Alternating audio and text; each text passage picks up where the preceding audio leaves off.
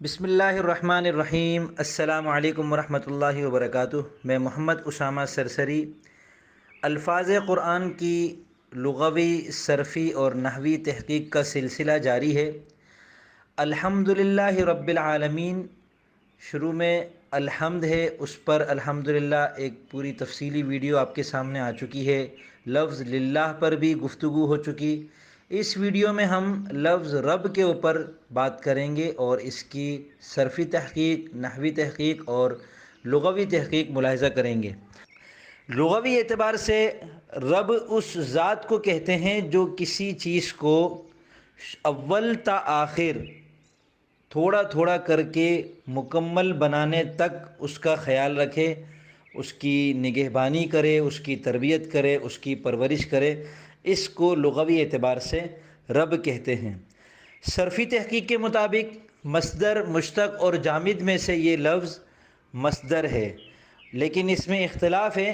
بعض لوگ یہ کہتے ہیں کہ یہ اصل میں تھا اس میں فاعل کا صیغہ راب، بیچ کا الف گرا کر اس کو رب کر دیا، تو اس اعتبار سے یہ مشتق ہے۔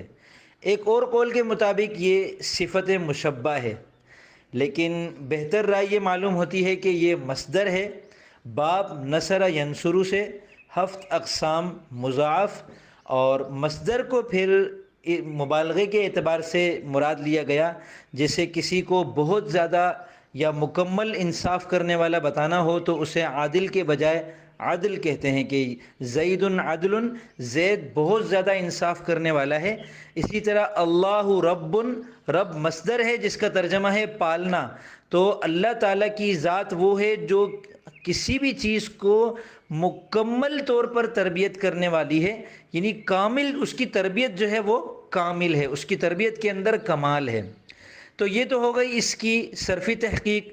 نحوی تحقیق کے مطابق الحمدللہ رب العالمین میں جو لفظ رب ہے یہ اسم، فعل اور حرف میں سے اسم ہے، اور اسم کی پھر تقسیمات ہیں۔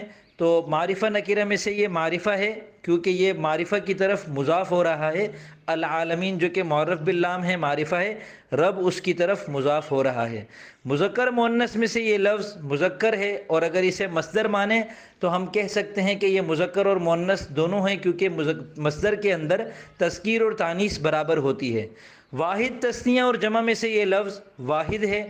متمکن اور غیر متمکن میں سے یہ متمکن ہے، اور اس میں متمکن کی 16 قسموں میں سے یہ پہلی قسم ہے، مفرد منصرف صحیح۔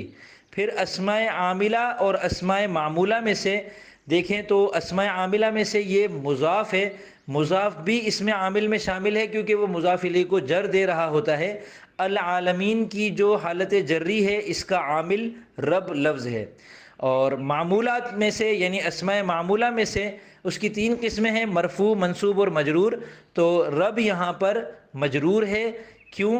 الحمدللہ رب العالمین، کیونکہ یہ لفظ اللہ جس پر حرف جر داخل ہو رہا ہے اور وہ مجرور ہے، تو رب العالمین جو ہے وہ لفظ اللہ کا تابع ہے۔